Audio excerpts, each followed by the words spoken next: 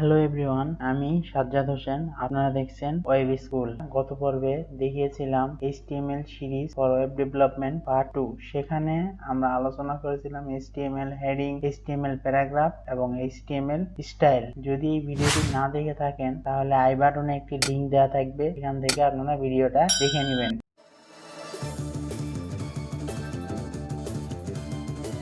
এই পর্বে আমরা আলোচনা করব HTML series for web development part 3।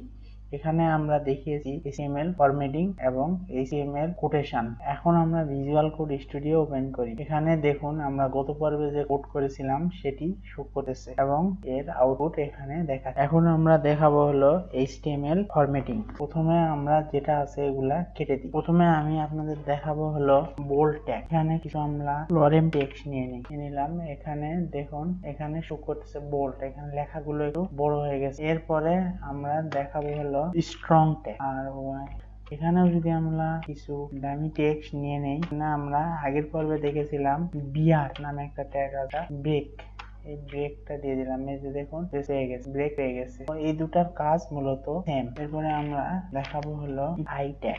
এখানে আমরা কিছু ডামি টেক্সট আবার নিয়ে নেই, ব্রেক দিয়ে দিই, লেখা একটু বাঁকা হয়ে গেছে, তাহলে ইটালিক টেক্সট হয়ে গেছে। এখন যদি আমরা আরেকটা ট্যাগ দেখাবো এম ট্যাগ, দেখুন এটার কাজ আর ইটালিক এই আই ট্যাগের কাজ সেম। এরপরে হলো আরো একটা ট্যাগ মার্ক ট্যাগ ইউজ করার ফলে লেখাটা হাইলাইট হয়ে গেছে। এভাবে আমরা যে কোনো জায়গায় টেক্সট হাইলাইট করতে পারি। এরপরে হলো এর মধ্যে কিছু লরেম টেক্সট নিয়ে নেই। নেওয়ার পরে আমরা এখানে ইউজ করি হলো স্মল ট্যাগ। এই যে দেখুন টেক্সট গুলা অনেক ছোট ছোট হয়ে গেছে। এরপরে আমরা যদি ইউজ করি হলো অন্য একটি ট্যাগ, যেমন আরো ট্যাগ আছে হলো ডিলিট ট্যাগ। ট্যাগের মধ্যে আমরা মনে করেন এখানে ডিলিট ট্যাগটা ইউজ করব। ডিলিট ট্যাগ ইউজ করার ফলে এখানে দেখুন সব লেখাগুলো এই যে একটা চিহ্ন চলে আসে, লেখাটা তুলে দেই, তাহলে আপনারা ভালো করে বুঝতে পারবেন। এই যে একটা দাগ চলে আসে। এরপরে হলো INS ট্যাগ হলো আন্ডারলাইন ট্যাগ। এখানে দেখুন আন্ডারলাইন শো করতে। আরো একটি ট্যাগ আমরা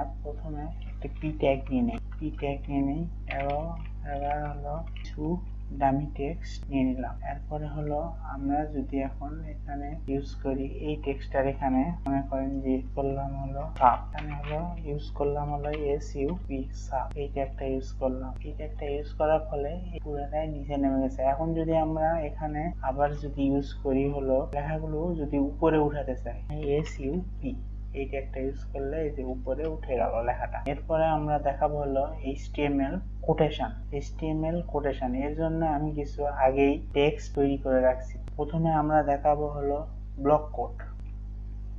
এখানে আপনারা দেখুন চলে আসছে, এই যে দেখুন ব্লক কোড ট্যাগটা চলে আসছে। প্রথমে এই যে এখানে HTML এর পর যে লরেম টেক্সট সবকিছু চলে আসছে। এখানে আমরা HTML.com একটা ওয়েবসাইট আছে HTML শেখানোর জন্য। এখান থেকে আপনারা শিখতে পারেন ডকুমেন্টেশন পড়ে সেখান থেকে আমি কিছু টেক্সট নিয়ে আসছি। এটা হলো সেখানে হলো সাইটের যেখান থেকে আনছি একটা রেফারেন্স লিংক, এটা আপনারা ব্যবহার করতে পারেন। ব্লক কোড এটা একটা ট্যাগ।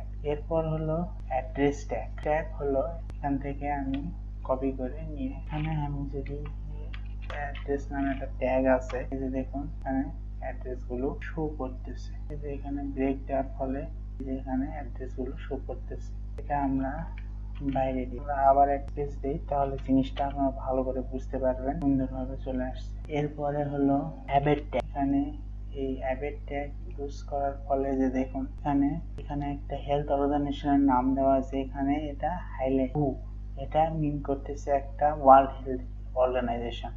এই ট্যাগটা এটাও একটা এক ধরনের ট্যাগ। এরপরে হলো আমরা যদি কোনো লেখাকে যদি আমরা দেখি অনেক সময় আরবি যেসব দেশের ওয়েবসাইট, মনে করেন সৌদি আরবের ওয়েবসাইট গুলো ডান দিক থেকে শুরু হয়। এখন যদি আমরা এরকম ভাবে ডান দিক থেকে টেক্সট গুলো আনতে চাই, তাহলে আমরা কিভাবে করব? এর জন্য প্রথমে আমরা একটা পি ট্যাগ কপি করে নিলাম।